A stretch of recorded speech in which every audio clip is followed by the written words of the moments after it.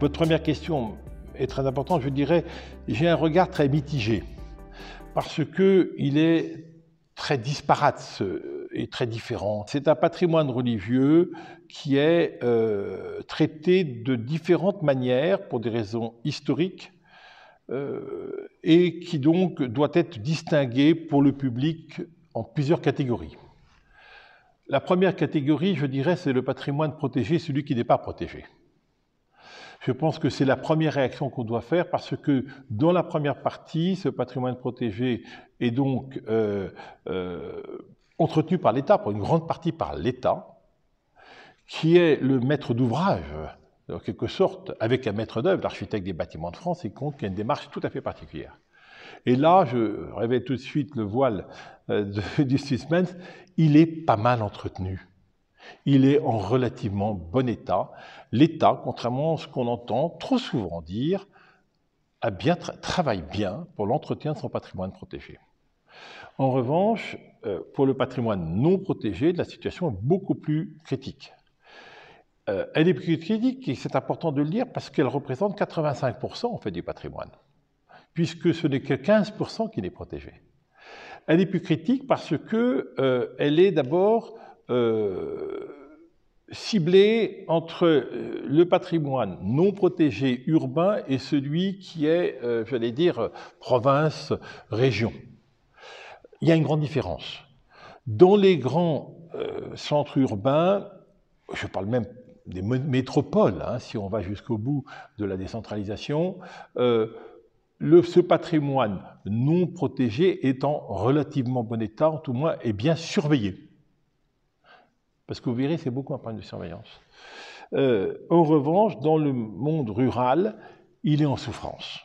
Il est alors avec des échelons, avec des proportions que je donnerai tout à l'heure en chiffres, si vous le souhaitez, mais il est en souffrance. Donc, c'est très, je veux dire, notre position, elle est très orientée sur ces choix. Et puis, je dirais encore aussi, il faut faire une distinction entre le patrimoine ancien et le patrimoine moderne. Alors, je ne parle pas, bien sûr, du patrimoine après 1905, puisqu'il répond aux critères que vous connaissez, ici tous, bien sûr, mais pour ce patrimoine ancien, il faut distinguer celui qui est roman jusqu'à la Révolution, puis celui qui est du XIXe siècle. Parce que si on prend la tangente, on s'aperçoit que le patrimoine en mauvais état, celui qui souligne un peu mon propos, et qui a besoin vraiment d'une assistance, c'est une vraie réflexion, c'est le patrimoine non protégé, dans le milieu rural, et qui est de plus du XIXe siècle. Au XIXe siècle, il s'est construit énormément d'édifices, pour beaucoup de raisons. D'abord parce qu'au XVIIIe, contrairement à ce qu'on se dit souvent, on a beaucoup détruit d'églises avant même la Révolution. Les prêtres demandaient à avoir un confort, Saint-Sulpice, on va en retrouver d'autres, hein, voulait un confort, et Louis XVI lui-même a démoli beaucoup d'édifices religieux avant la Révolution. La flèche de Notre-Dame, l'ancienne, avant celle de Viollet-le-Duc, elle a été retirée en 1786. Avant la Révolution, parce qu'elle était en mauvais état. Donc, au fond, on a cette période-là, du 18e, 19e, 15e, jusqu'aux les églises les plus anciennes, et puis le 19e, qui s'est marqué par une construction à la folie. Aussi parce que on a élevé des édifices religieux pour remplacer ceux qui avaient été détruits, et aussi parce qu'on voulait aussi évoquer les morts des guerres du 19e, les guerres napoléoniennes, les guerres 70, et beaucoup de privés particuliers faisaient don à l'Église en construisant un édifice en mémoire d'eux. Vous le trouvez énormément dans l'histoire des édifices religieux non protégés dans un milieu rural. Vous avez des édifices qui dépassent même l'entendement en termes de surface, d'élévation, mais c'était la foi qui amenait cette population chrétienne à construire des églises démesurées, trop grandes, pas toujours très belles, pour notre goût d'aujourd'hui, mais est-ce que ça sera le goût de toujours ? Néo-gothique. Le néo, regardez ce qu'on dit sur beaucoup d'édifices néo-gothiques, sur Viollet-le-Duc et d'autres. On a en plus construit ça très vite, pas très bien, sans beaucoup de fondations. On le faisait vite entre deux guerres, on le faisait vite parce qu'on a voulu marquer la disparition de tous ces tués pour la patrie. Donc c'était un élan. Ensuite, au XXe siècle, on a beaucoup plus construit des monuments aux morts. C'était plus raisonnable. Bon, mais on a construit beaucoup aussi. Après 14, on a construit beaucoup de monuments aux morts. Donc vous voyez, je pense que l'histoire de notre pays s'inscrit dans la réponse que je voudrais donner à votre question. C'est-à-dire qu'il faut se dire que c'est un héritage, ce patrimoine religieux.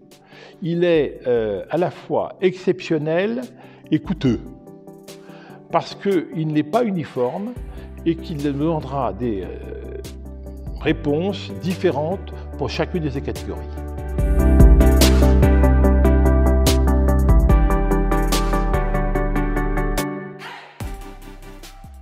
Il y a deux parties à votre question, si vous me permettez. La première, c'est les outils qu'on a mis en place et puis ensuite, comment on peut les faire évoluer. Il faut commencer par cet inventaire, je reviendrai ensuite sur le terme, pour bien savoir de quoi nous parlons et quel est l'état de ce patrimoine. Alors, avec quel outil? Nous avons d'abord une équipe. C'est un travail collectif. Nous avons deux salariés, qui sont consacrés tout de suite à l'inventaire devenu en fait un recensement. Nous avons à peu près une quinzaine de bénévoles et nous avons une dizaine d'étudiants, on va les appeler comme ça, qui sont d'universités, des grandes écoles d'art, de doctorants, qui viennent 2 mois chez nous pour travailler de la question de ce recensement. La création de fiches, qui sont des fiches qui répondent à plusieurs critères.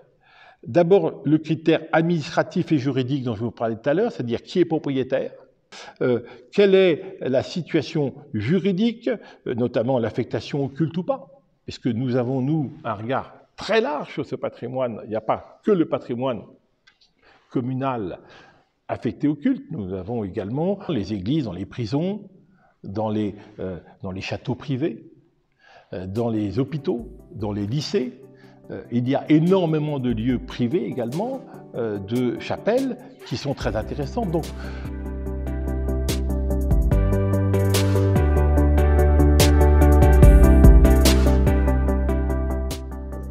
l'affiche, parce que c'est un peu la question qui s'était posée avec le ministère de la Culture différence entre un inventaire et un recensement.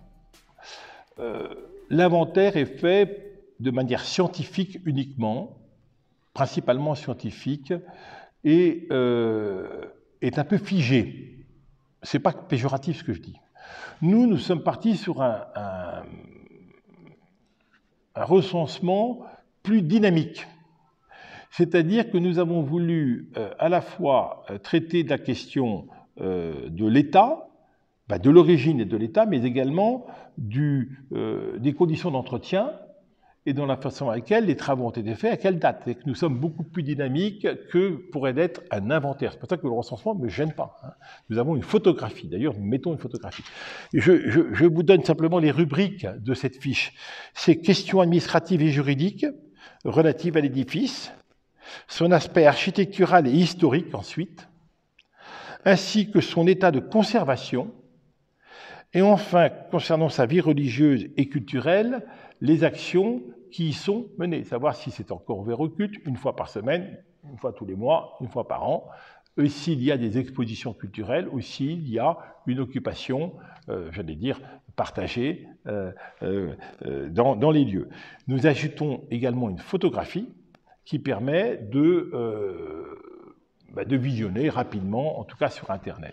Nous avons revu complètement notre site, nous sommes passés par Bayard Presse, je ne fais pas de publicité, mais c'est notre, j'allais dire, correspondant.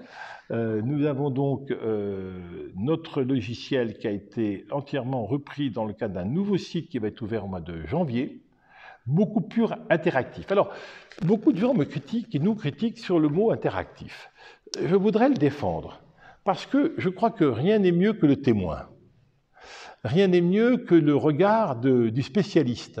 Rien n'est meilleur que le regard de l'archiviste qui a travaillé pendant des heures sur sa chapelle, son église, privée ou publique, qui a, par passion, trouvé des éléments de recherche historique qu'un scientifique ne pourrait pas trouver facilement. Donc, nous avons un système qui fait que nous sommes dans l'interactivité, c'est-à-dire que les fiches sont complétées, un peu comme Wikipédia. Les fiches sont complétées par le public et corrigées par nous, parce que parfois on y trouve des erreurs, ou tout le moins vérifiées et contrôlées par nous et par nos 2 salariés. Ça, c'est fondamental. C'est un système qui est donc une construction permanente. Ce n'est pas quelque chose, pas d'inventaire figé, c'est une construction permanente, ce qui nous permet d'être à l'écoute de tout ce qui s'y passe. Alors, comment sommes-nous à l'écoute de tout ce qui se passe? Par justement un parallèle à ce système de fiches et de sites d'une veille. Je ne critique aucun média, mais je peux vous dire que les médias nationaux sont beaucoup moins bavards sur le patrimoine religieux que ne le sont, de manière très positive, mon propos, les quotidiens régionaux.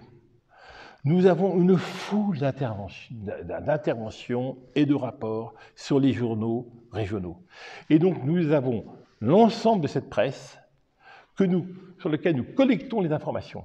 Le maire un-tel a engagé ses travaux le maire un-tel crie au secours au préfet. L'association un-tel a pris en main l'église et a fait un travail remarquable. Donc on a cette veille papier, en fait, qui nous sert de complément à notre fiche et notre information.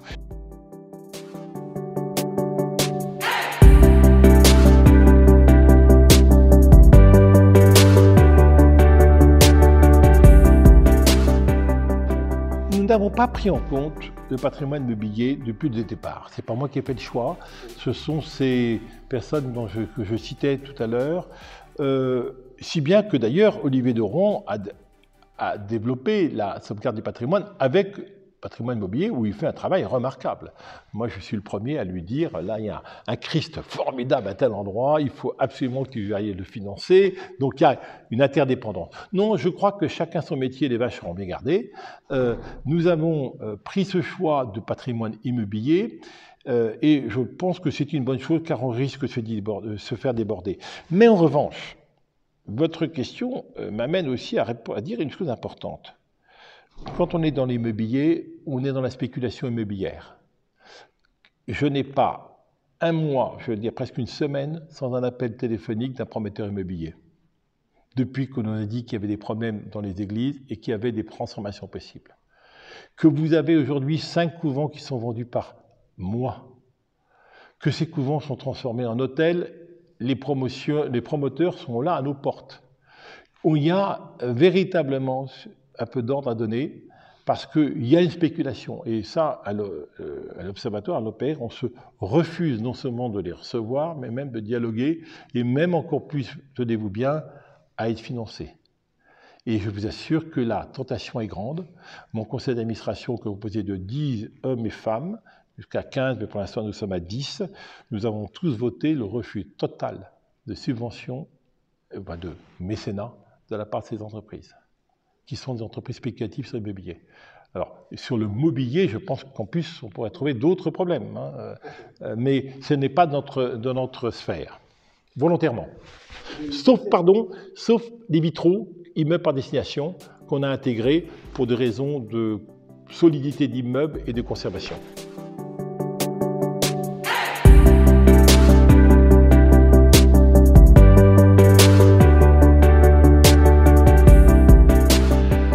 Vous êtes dans le protégé et dans la protection, j'allais dire, de l'architecture. On n'en fait jamais assez. Mais si vous êtes dans le vécu du quotidien, il faut en faire plus.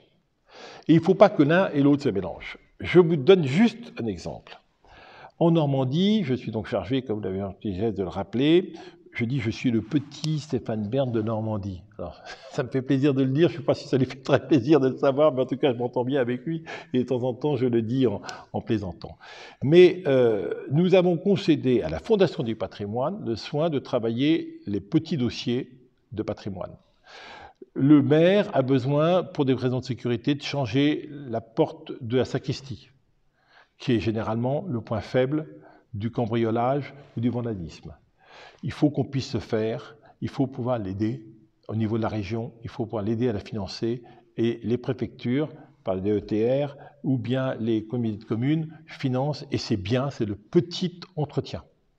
Et celui-ci, il est très important, et il doit être souple. Quand un maire nous dit que la poutre de son clocher est en train de lâcher, il faut qu'il puisse appeler une entreprise spécialisée et sérieuse et pouvoir réaliser les travaux sans qu'on soit obligé de rentrer dans le grand mécanisme de la grande rénovation, de la protection, c'est-à-dire des diagnostics, des études. En un mot, vous venez vous faire arracher une dent, vous ne voulez pas avoir un électrocardiogramme complet. Voilà, il y a un petit problème, il y a une souffrance, il faut pouvoir la traiter. Et ça, on a beaucoup de mal en France à distinguer les deux. Et alors, la région, Hervé Morin m'a déjà entendu là-dessus, j'ai du mal à dissocier les deux, en disant, mais attendez, là, il s'agit simplement de changer la porte de la sacristie, et c'est urgent, parce qu'à l'intérieur, il y a des objets sacrés, il y a des statues protégées ou pas protégées, des statues qui sont belles en soi, qui ne doivent pas être volées et dégradées, et ça, souvent du vol, puisque du vandalisme pur, donc vous voyez, ça, il faut pouvoir y répondre. Et je trouve que c'est normal, parce que nous sommes organisés au niveau de l'État par des grands services comme la Direction régionale des affaires culturelles, la DRAC et les DRAC, qui sont remarquables de compétences avec les architectes du patrimoine, qui font un travail remarquable, mais qui devraient, et nous devrions leur demander de se rester dans le patrimoine protégé. C'est ce qui est en train de se passer. Pour ça, je suis optimiste sur votre question. Parce que le président de la République a annoncé deux choses importantes qui vont conclure mon propos. Au Mont-Saint-Michel, il a annoncé qu'il fallait classer ou protéger plus d'édifices religieux. Donc, on voit bien l'organisation de la rénovation. Et parallèlement, à Saumur-en-Auxois, nous nous sommes vus, mon père, à Saumur-en-Auxois, il a ouvert le grand mécénat populaire avec 1 000 € de cotisation, enfin de mécénat, avec une déduction fiscale à 75%. Et ce n'est pas les mêmes ressources, ce n'est pas les mêmes comment dirais-je, origines de fonds, mais ce n'est pas non plus la même dépense et ce n'est pas le même objectif. Donc, on protège bien ce qui est protégé, et il faut peut-être un peu plus de souplesse dans ce qui n'est pas protégé, ou ce qui ne sera pas protégé, parce que je crois que ces monuments sont des monuments de vie. Il y a un constat que nous faisons, que plus le monument est abandonné, moins la vie y est, plus il se détériore. Quand je dis la vie, c'est la vie du culte, mais la vie du souvenir. Moi, je parle beaucoup de la vie du souvenir. Quand des communes reçoivent le 8 mai, le 11 novembre, les pompiers, les anciens combattants, dans l'édifice religieux, il y a une vie du souvenir laïque. Ce sont des bâtiments laïques qui ont une vocation pour certains d'attribution de culte dans les respects parfaits de la loi, des deux lois, mais ce sont aussi des utilisations laïques pour la plupart d'entre elles. Et on ne fait pas des concerts en smoking et robe longue dans toutes les églises rurales de France, c'est pas possible. Il y a quand même des communes, des églises qui nécessitent avoir le fonctionnement, c'est-à-dire du chauffage, un éclairage, une porte qui s'ouvre, une porte qui se ferme. Et c'est ça peut-être le problème, vous voyez, le décalage entre ces deux immensités de patrimoine.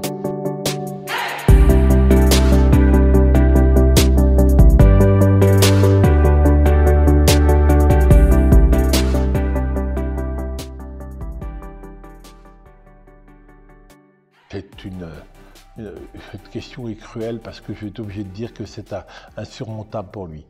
Ce n'est pas une question d'intelligence, c'est plutôt une question d'information. Il y a un manque d'information. Alors moi, à titre personnel, comme maire, je suis très gâté, d'accord, parce que j'ai reçu l'information. En plus, j'ai un édifice protégé, j'ai une très bonne ABF avec qui je travaille de concert, j'ai bénéficié du FIP, le fameux fonds d'investissement pour le patrimoine rural des édifices religieux protégés. Tout ça, c'est normal parce qu'on est dans la protection. Donc, je suis sur la catégorie, j'allais dire, des privilégiés. Mais je vois mes collègues, maires, voisins, les efforts qu'ils font sont considérables. Et ils ont un problème, et pas deux. Je vais peut-être vous choquer en disant ça. Le problème qu'ils ont, c'est la maîtrise d'œuvre et la maîtrise d'ouvrage. Ils ne savent pas comment s'y prendre. C'est pour ça qu'en Normandie, on est en train de réfléchir, vous savez, les CAUE, ce sont ces centres de formation d'architectes qui permettent d'avoir, avec une relation avec la région et le département, des prestations de maîtrise d'œuvre. Parce qu'il faut qu'il y ait un interlocuteur. En Seine-Maritime, ma commune, Boirou, se trouve, les CAUE Seine-Maritime ont fait un guide de la rénovation du patrimoine. On n'est pas dans la protection protégée, on est dans le patrimoine ancien, 19e, et il y a un très bon guide qui est fait. Je pense qu'il faut faire appel aux architectes, enfin, aux CAUE. Ensuite, quel est le deuxième problème du maire qu'on pourrait croire? C'est celui de la finance. En fait, vous voyez, il n'a pas tellement de problème de la finance, parce que quand il veut trouver de l'argent, il le trouve. Ce qu'il ne sait pas, c'est comment faire. Alors, pour ça, nous avons, à la région Normandie, mis en place une plateforme. Un numéro vert pour l'instant et bientôt un portail qui permet aux maires de savoir exactement où chercher la subvention.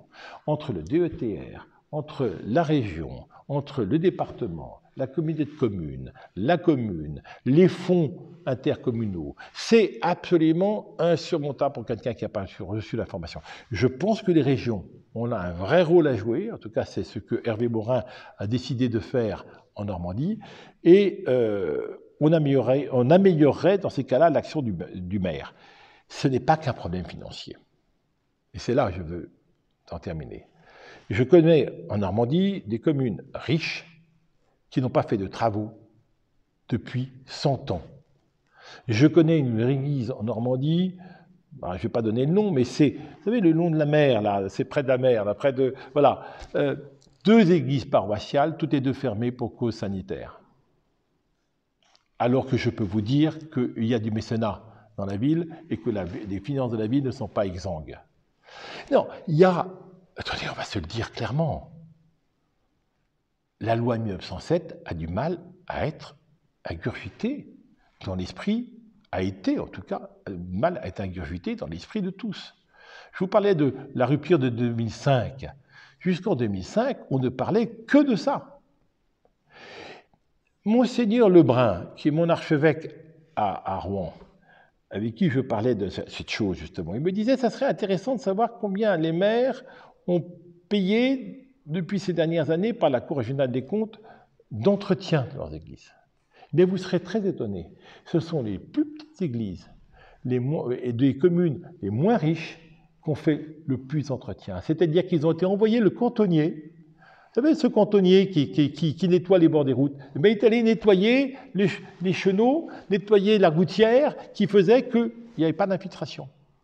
Donc vous voyez, c'est d'abord un problème de transmission d'informations. Il faut que l'on trouve les moyens de donner à ces maires, de faciliter leur travail et leur apporter une maîtrise d'œuvre et une maîtrise d'ouvrage adaptée à la problématique qui est la leur.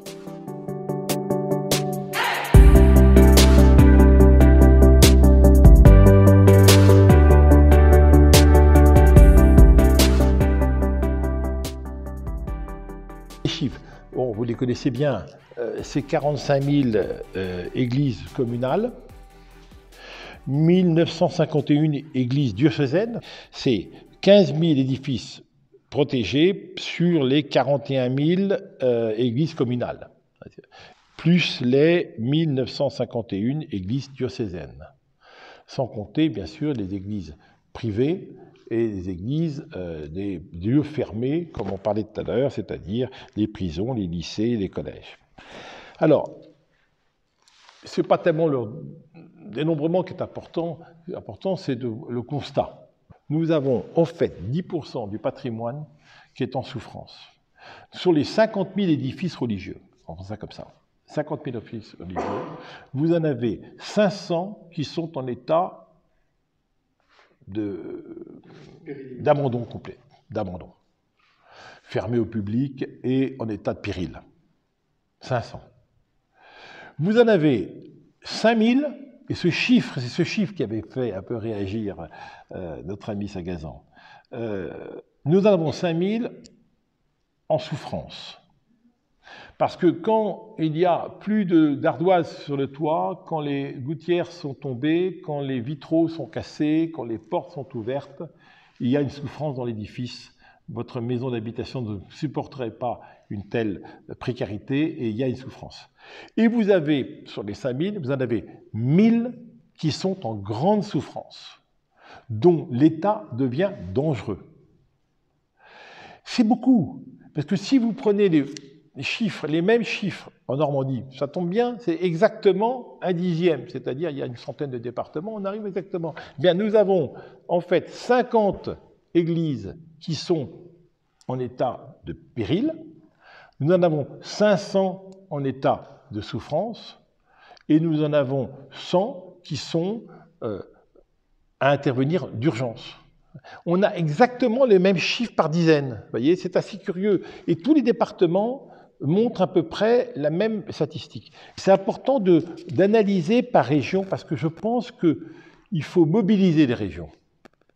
C'est là où on a le ressort le plus important, là. C'est des décentralisations. Il faut aller vers la décentralisation. C'est là notre résultat. D'ailleurs, pour l'accompagnement, les CAUE, pour les financements, pour la compréhension du système, pour, je veux dire, la proximité, c'est là où on a des vérités.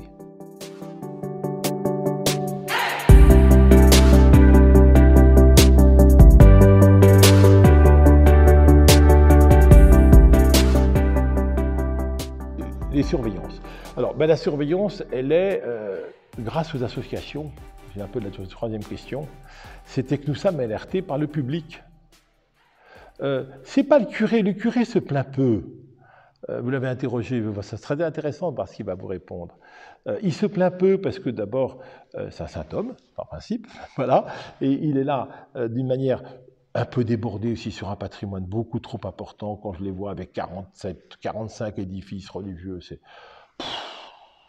insurmontable pour lui aussi. Hein. Donc, non, c'est beaucoup les associations, les particuliers qui vous alertent, qui nous alertent, qui créent une association. Nous avons recensé près de 200 associations en France sur la défense du patrimoine religieux catholique. 200. J'ai la liste. C'est extraordinaire. C'est un mouvement populaire. C'est quelque chose qui concerne tout le monde. C'est en ça que c'était quelque chose à partager. Parce que c'est un vrai questionnement sociétal et ce n'est pas que des pratiquants qui s'intéressent à ça. C'est parfois aussi ceux qui aiment la beauté des lieux, ont des souvenirs, ils y ont enterré leur grand-mère, ou ils se sont mariés, ou ils ont fait leur première communion. Il y a des raisons qui sont affectives, mais qui ne sont pas toujours religieuses. Hein, ce n'est pas uniquement ça qui les conduit. Mais 200 associations avec qui nous nous mettons en contact, justement, il faut remonter les informations. Et donc, la surveillance, elle est au quotidien. Elle est au quotidien. Mais on sait aussi les faiblesses. Vous savez, à Rouen, Sacré-Cœur, qui appartient au diocèse de Rouen, Sacré-Cœur de Rouen, a été cambriolé dernièrement. Dans ma mission, j'ai, madame, justement, le soin de regarder le problème de sécurité, incendie et vol des édifices religieux. Donc je me suis rendu au Sacré-Cœur avec le responsable du GAP, qui est une équipe de la fabrique du patrimoine qui dépend de la région, d'un EPCI, mais un spécialiste de la question de sécurité. Nous sommes allés sur place, je ne vais pas dire les faiblesses, mais on a repéré les raisons, d'abord les conditions dans lesquelles on a pénétré dans le Sacré-Cœur et les raisons pour lesquelles il fallait intervenir pour amener la sécurité des lieux.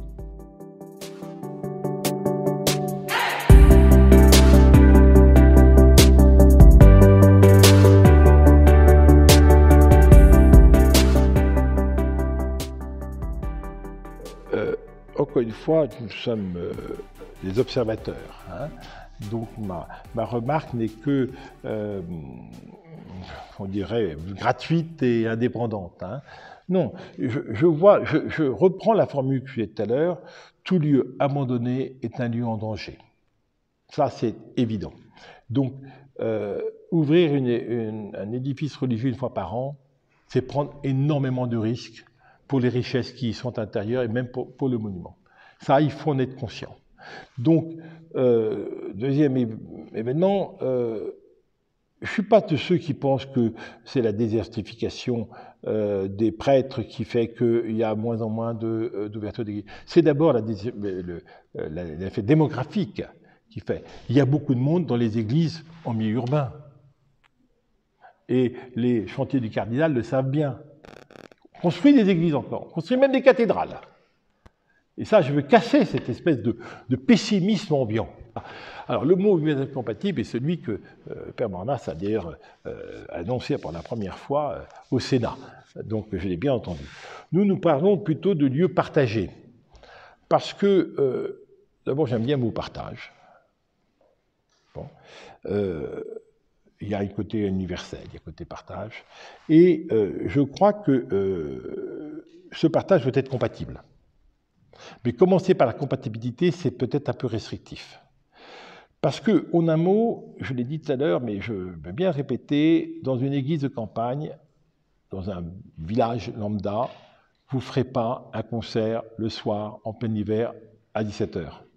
Ce n'est pas possible. D'abord parce qu'il n'y a pas toujours l'éclairage public. Quand vous sortez à 18h30, il fait nuit, hiver, et il fait froid, il pleut. Il peut pleuvoir, et ce n'est pas là où on va au concert. Dans ma commune, à Boiroux, quand on veut aller au concert, on va à la Chapelle Corneille, Armand. Magnifique, installé, c'est chauffé, voilà, l'acoustique est bonne. Bon. Donc, on s'aperçoit bien que cette réponse du culturel est un peu urbaine. Or, le problème, il n'est pas urbain, il est rural. Ça, c'est ma première remarque. La deuxième, c'est qu'il y a des ressources possibles en milieu rural ou en province, dans les grands bourgs, d'accueil, besoin de réunion. Pourquoi mon comité des fêtes, qui est composé de jeunes volontaires à organiser, je ne vais pas faire la fête, mais déjà organiser la fête, ne peut pas se réunir le mercredi après-midi dans l'église pour, avec autorisation bien sûr du curé de la paroisse, pour parler, pour échanger, pour dire, ben voilà, la fête, le char de la Pentecôte, on va le faire de telle manière, et voilà, on va faire des fleurs en papier, des discussions entre eux. Pourquoi ça ne se passe pas là? Moi, je vois bien. Ils ont un problème de salle de réunion dans ma commune. Ils ne savent pas toujours où aller. L'église peut être un lieu de partage, d'accueil, pour qu'elle soit déjà ouverte, chauffée et vivante. Il y a aussi, je parle de manière plus profonde, des problèmes parfois de logement, d'abri en cas de détresse, en cas de sinistre. Nous sommes quand même dans un monde qui est très perturbé sur le plan des phénomènes d'intempéries. Et bien là, l'église est un lieu d'accueil aussi. Bon, c'est pas permanent, mais ça peut servir. Ça peut être, il faut le mettre à disposition spontanément. Il faut que le maire, ça devienne naturel, et que le curé aussi, ça devienne naturel. Il y a le regroupement, j'allais dire, du savoir-faire, de tous ces beaux métiers qui ont fait la France. Nous avons comme ça en Vendée le fameux musée du vitrail, des vitraux, dans une église, qui se transforme, dont les bancs se transforment immédiatement de prière à exposition. Donc, il y a beaucoup de choses à faire. Je pense qu'il faut partager ce lieu pour le rendre plus vivant. Maintenant, compatible, oui. Moi, j'étais horrifié de dire que n'importe quel spectacle de musique peut avoir lieu dans un édifice religieux. C'est pas vrai. Pas n'importe lequel. Et pas par n'importe qui. Et c'est normal. Parce que, vous savez, ça choque d'abord peut-être le curé, Dieu sait, sa paroisse, mais ça choque la population aussi. La population est choquée. Elle est même choquée au-delà du raisonnable et au-delà de l'aspect juridique. Mon père, c'était vous un jour, on avait parlé ensemble à Angers, la boîte de nuit, et vous m'aviez très justement fait remarquer cette boîte de nuit, enfin cette église avait été donc désacralisée il y a de nombreuses années, et la réaction du public est à la fois étonnante parce qu'au fond c'est déjà plus une église, mais dans l'esprit des gens c'est un édifice religieux. Et vous ne pourrez pas empêcher quelqu'un qui a vécu dans un environnement d'édifice religieux de voir que son édifice religieux transformé en boîte de nuit, ça cloche. Alors même que ça ne pose aucun problème sur le plan de la religion, puisque l'église a été désacralisée. Je pense que tant que le curé est là, il y a la bonne entente. Quand il s'en va, on va détruire l'église, on va mettre un parking à la place, on va faire une promotion immobilière et on ne sait pas où on va. Et c'est ce patrimoine qu'on va voir disparaître. Donc voilà, ce partage, il est complet. Hein, c'est-à-dire que tout le monde y apporte un peu. Bien sûr qu'il faut qu'ils soient compatibles. Mais ça vient en deuxième raisonnement.